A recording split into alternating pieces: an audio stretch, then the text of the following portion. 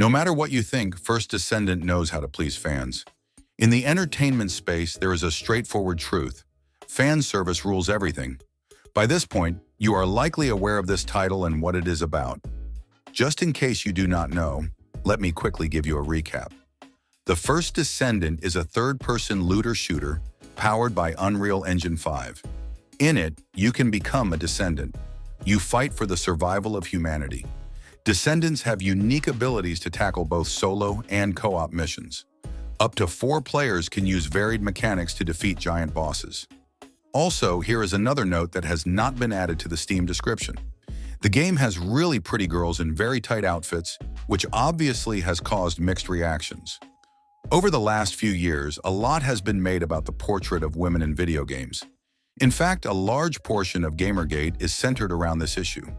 Over the years, the term Gamergate has gone out of style, and the new buzzword is DEI. It is the same conversation with a few new faces at the forefront.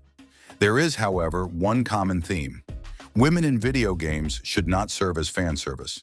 It does most ignore the fact that most men exist for the same reason as well, and most women enjoy the same fan service. But that is neither here nor there. Among all the insanity that we have seen in the video game industry, there are still a few studios that know what sells games. These studios are not afraid to cater to their audience. That is where First Descendant's Freyna comes in. Since its introduction in the very first trailer, fans have been obsessed with it. Now there is another reason to get excited. As per bounding into comics, Ultimate Freyna's skin is set to release on October 10th. That was 5 days ago. The reveal trailer is already causing quite a stir within the First Descendant community. The October 10th update for Nexon's MMO looter shooter will bring a slew of content, including new ultimate weapon and new modules. But the 2 rather provocative skins are what surprised everyone and sent fans into a frenzy. The 2 skins that they are talking about are very revealing, but in all honesty, still fitting for the character. Now, as the article here rightfully points out, Freyna isn't the first character to receive this kind of treatment. In addition to the bikini skin pack, the First Descendant has treated players with a number of aesthetic hits. Characters like Ultimate Bunny and Ultimate Valby have gotten their skins, and players had nothing else but words of praise. When Nexon posted the reveal trailer on their social media, the fans united with positive reactions.